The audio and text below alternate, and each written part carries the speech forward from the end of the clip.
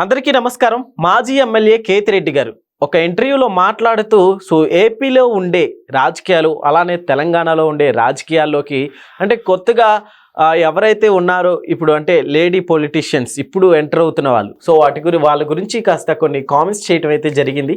వాటి గురించి ఒకసారి డిస్కస్ చేసే ప్రయత్నం చేద్దాం. ప్రస్తుతం స్టూడియోలో జర్నలిస్ట్ జగదేవ్ గారు ఉన్నారు. వెల్కమ్ చెప్దాం. Hello sir. నమస్తే జగేర్. నమస్కారం సార్. సార్ ఇప్పుడు ఇష్యూ ఏంటి సార్? అంటే కేతిరెడ్డి గారు వ్యాఖ్యలను ఎలా చూడొచ్చు అంటారు? కేతిరెడ్డి గారు వ్యాఖ్యలు అంటే మళ్ళీ వేరేలాగా నాకైతే వేరేలాగా అనిపిస్తుంది. ఎందుకంటే ఆయన ఏ ఇంటర్వ్యూ ఇచ్చినా కూడా కొంచెం నిరాశ నిస్పృహలతోనే ఇచ్చినట్టు అనిపిస్తుంది. ఎందుకంటే అసలు నేను ఇంత ప్రజలకు చేరువుగా ఉన్నాను, డోర్ టు డోర్ వెళ్ళాను, నా నియోజకవర్గంలో ప్రతి పౌరుడిని ప్రతి ఓటర్ని కదిలించాను, వాళ్ళ సమస్యలు దగ్గరుండి అడిగి తెలుసుకున్నాను, వాళ్ళకి సాల్వ్ చేశాను, అయినా నేను ఓడిపోయాను. ఎందుకు? బికాస్ ఆఫ్ వైసీపీ అనే నైరాశ్యం ఆయన ముఖంలో కనబడింది, నిరాశ నిస్పృహలు కనబడ్డాయి. ఇదే నేను వేరేలాగా ఉంటే ఇండిపెండెంట్గా ఉన్న గెలిచేవాడినేమో, కేవలం వైసీపీలో ఓడిపోయాను కదా అని ఆయన పరోక్షంగా కొన్ని వ్యాఖ్యలు చేశారు.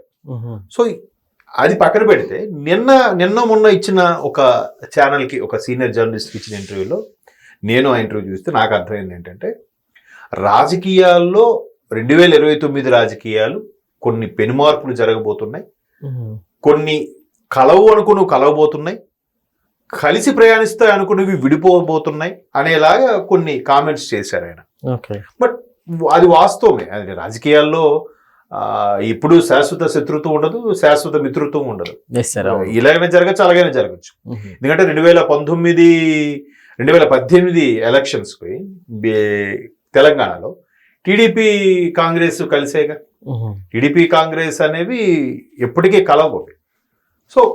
రకరకాలు అప్పుడు పరిస్థితి ప్రకారం నిర్ణయాలు తీసుకోవచ్చు. రాజకీయాలు ఎలా ఉండేవంటే మొన్నటి వరకు కూడా, అంటే 2019 ఎలక్షన్స్ ముందు వరకు కూడా రాజకీయాలు అనేవి రాజకీయపరమైన భేదాభిప్రాయాలు లేదా పథకాలు ప్రభుత్వ పరంగా భేదాభిప్రాయాలు కానీ వ్యక్తిగత కక్షలు కానీ వ్యక్తిగత భేదాభిప్రాయాలు ఎప్పుడూ ఉండేవి కాదు. చంద్రబాబు నాయుడు, రాజశేఖర రెడ్డి గారు అసెంబ్లీలో ఈయన ప్రతిపక్ష నేతగా ఉన్నప్పుడు, ఆయన ముఖ్యమంత్రిగా ఉన్నప్పుడు అలాగే మాట్లాడుకునేవారు. చంద్రబాబు నాయుడు గారు ముఖ్యమంత్రిగా ఉండి రాజశేఖర రెడ్డి గారు ప్రతిపక్ష నేత ఉన్నప్పుడు కూడా బయట కలిస్తే ఫ్రెండ్స్ గానే మాట్లాడుకునేవారు. ఒకే సోఫా మీద ఒకే వేదిక మీద కూర్చొని ముచ్చట్లు చెప్పుకునేవారు. అదే రాజకీయం. చంద్రబాబు కనబడితే ముఖం చాటేయడము, రాజశేఖర కనబడితే ముఖం, అది కాదు కదా. 2019 తర్వాత జగన్మోహన్ రెడ్డి అనే ఒక ఏమన్నా పర్సన్ని, అటువంటి గొప్ప వ్యక్తి వచ్చిన తర్వాత రకరకాలుగా అసలు ముఖమే చూడకుండా నోటికొచ్చినట్టు మాటలు అనిపించి, పర్సనల్ అబ్యూజ్ చేయించి, తిట్టించి, అరెస్టులు చేయించి చాలా కొత్త రాజకీయానికి తెరలేపాడు ఆయన. అది ఎంతవరకు ఎలా జరిగాయని చూసాం. అదే జగన్మోహన్ రెడ్డి గారికి ఇప్పుడు నిన్న కేతిరెడ్డి గారు ఇచ్చిన ఇంటర్వ్యూలో కూడా ఏంటి, వీళ్ళంతసేపు మాకు 39% ఓటింగ్ అదే చెప్తున్నారు. మాకు అది ఉంది, ఇంకొక 10 వస్తే చాలు, మేమే గవర్నమెంట్ ఫామ్ చేస్తాం, 2029లో ఆ 10 కోసం ట్రై చేస్తున్నాం అన్నట్టుగా. ఒకవైపు ఈవీఎంలు ట్యాంపరింగ్ అంటున్నారు మీరే, ఈవీఎంలు బోగస్ అంటున్నారు మీరే. మరి ఈవీఎంలు ట్యాంపరింగ్, ఈవీఎంలు బోగస్ అయితే 2019లో ఎలా గెలిచారు? 2024 39% ఎలా వచ్చింది మీకు? ఏదో ఒక మాట మీద స్టాండ్ బై ఉండండి. మీరు బోగస్ కదా, ఈవీఎంలు ట్యాంపరింగ్ కదా, మంచిది కాదు కదా. ఈవీఎంల ట్యాంపరింగ్ వల్లే టీడీపీ కూటమి అంతగా వచ్చింది కదా. మరి 39 కూడా అలాగే వచ్చిందా? అది కూటమి వచ్చింది, గెలిచిందంటే ప్రజల మన్ననతో గెలిచింది, ఒప్పుకోండి. ఇక్కడ 39% కూడా అలాగే వచ్చింది, ఒప్పుకోవచ్చు. ఇప్పుడు ఆయన కేతిరెడ్డి కూడా ఏమంటాడు, 39 వచ్చింది, ఇంకొక మాకు 10% వస్తే మేమే గవర్నమెంట్ అన్నట్టు మాట్లాడుతున్నారు. మరి ఈవీఎం ట్యాంపరింగ్ కదా. జగన్మోహన్ రెడ్డి గారి యొక్క మైనస్ ఏంటంటే, సొంత ఇంట్లోనే ఎవడైనా సరే, ఏ నాయకుడైనా సరే ఎంట గెలిచి రచ్చగలవాలి. సొంత ఇంట్లోనే వ్యతిరేకత. కన్న తల్లి మీడియాకు కనబడితే ప్రాబ్లమోనో, లేదంటే ఇద్దరు 2 కళ్ళు కాబట్టి, బిడ్డ కొడుకు ఇద్దరు కళ్ళు కాబట్టి ఏ కన్ను పొడుచుకుంటుంది? ఒప్పుకోదు కదా ఏ తల్లి కూడా. కాబట్టి ఏమి మాట్లాడుకుని విదేశాలు వెళ్ళిపోయింది ఆవిడ.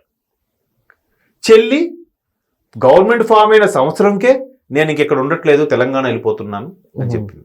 వెళ్ళిపోతుని చెప్పినప్పుడే తల్లి కూడా ఏముంది, ఎంతవరకు బాబుతోనే ఉన్నాను, ఇకపై బిడ్డతో ఉండాలనుకుంటున్నా అని చెప్పింది. అక్కడే పొరపచ్చాలు స్టార్ట్ అయిపోయాయి.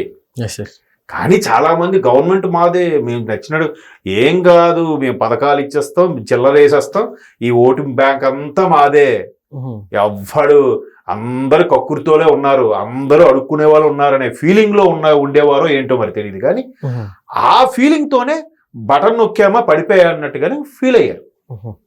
ఫీల్ అయ్యి ఏం చేశారు, సరే మాకు ఆ ఓటు బ్యాంక్ మాదే కదా, చదువుకున్న వాళ్ళు వీళ్ళందరూ విదేశాలకు పక్క రాష్ట్రాలు ఎవడొస్తాడో ఓటు వేయడానికి అనుకున్నారు.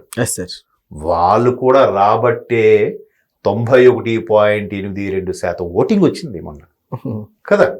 సో ఇక్కడ ఇలా జరిగితే అక్కడ సొంత చెల్లి యాంటీగా పోటీ చేసి కాంగ్రెస్లో పిసిసి చీఫ్ అయ్యి జగన్మోహన్ రెడ్డి గారిని నిలబెట్టారో అవినాష్ రెడ్డి గారిని, ఆయనకి పోటీగా ఈవిడ అదే కడపకు నిలబడి సొంత చిన్నాన్న బిడ్డ సునీత గారు కూడా నిలబడి కొంగు చాచి అన్ని అడిగితే, అటువైపు విజయమ్మ గారు కూడా యుఎస్ నుంచి ఒక వీడియో రిలీజ్ చేశారు.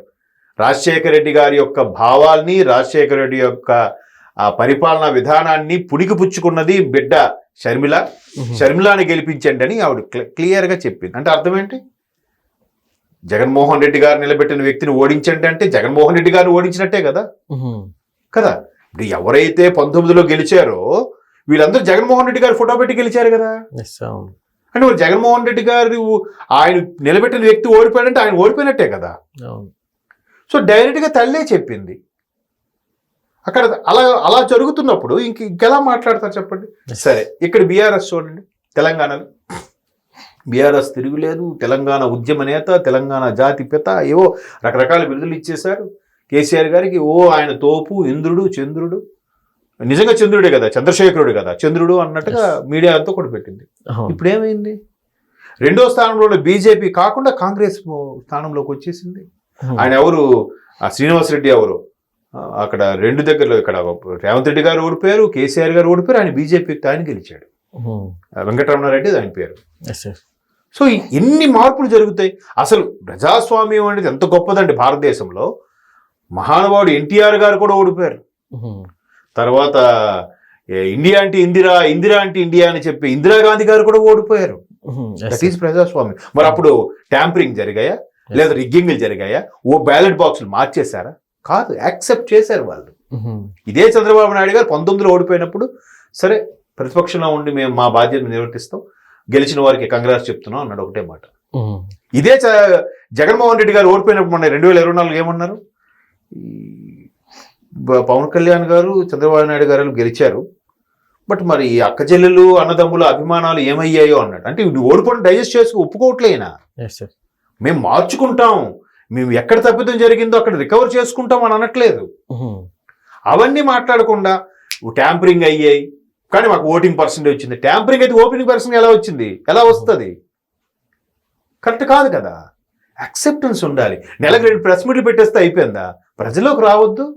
ప్రెస్ మీట్ ఎక్కడ పెడతావు, నీ ఇంట్లో పెడతావు, మళ్ళీ అదే ఛాంబర్లో పెడతావు, ఆ 4 గోడల మధ్యనే పెడతావు, బయటికి రావు. మరి సామాన్యుడి యొక్క అభిప్రాయం ఎలా తెలుస్తుంది? ఇదే కేతిరెడ్డి గారు, అలాగే రాజానగర్ ఎమ్మెల్యే రాజారెడ్డి గారు, అందరూ రాజా గారు కూడా ఏం చెప్పారు, మాకు అసలు నాయకుడు సరిగ్గా రెస్పాండ్ అవ్వలేదు, జరిగిన తప్పిదాలు చెప్దామని కూడా మాకు అపాయింట్మెంట్ ఇవ్వలేదు, మేబీ దానివల్ల కూడా ఓడిపోయి ఉండొచ్చు అని చెప్పారు. కరణం ధర్మశ్రీ గారు, రాజానగర్ ఎమ్మెల్యే రాజా గారు, మాజీ ఎమ్మెల్యే, వీళ్ళందరూ కూడా, ఇప్పుడు కేతిరెడ్డి గారు, వీళ్ళందరూ కూడా వీళ్ళలో కొంతమంది రియలైజ్ అయ్యి బయటకు వచ్చి ఓపెన్గా చెప్పారు. ఇప్పటికీ తెలుసుకోకుండా నా బొమ్మ పెడితే చాలు అక్కడ ఎవడు పెట్టినా నిలబడి గెలిచేస్తాడంటే ఎంతవరకు కరెక్ట్ అది? కాబట్టి ఇట్లాంటి ఇన్ని దారుణాలు అయిన తర్వాత షర్మిలమ్మ గారు ఇంకెందుకు జగన్మోహన్ రెడ్డి గారితో చేతులు కలుపుతారు? ఇంతకుముందు ఎవరో కలిస్తే కలవచ్చు, జగన్మోహన్ రెడ్డి గారు, షర్మిలమ్మ గారు, ఇక్కడ తెలంగాణలో కూడా కేటీఆర్ గారు, కవిత గారు మళ్ళీ కలవచ్చు అని అంటారు. కానీ ఇప్పుడు అప్పుడే పరిస్థితులు లేవు. రాజకీయం వేరు, వ్యక్తి బంధుత్వం వేరు కదా. అవును. బట్ రాజకీయాల్లో ఏమైనా సాధ్యమే. ప్రజలందరూ ఆశ్చర్యపోయి నోటి మీద వేలేసుకునే సమీకరణాలు కూడా జరిగాయి, జరుగుతాయి కూడా. చూద్దాం ఏమవుతాయి. Okay sir, thank you.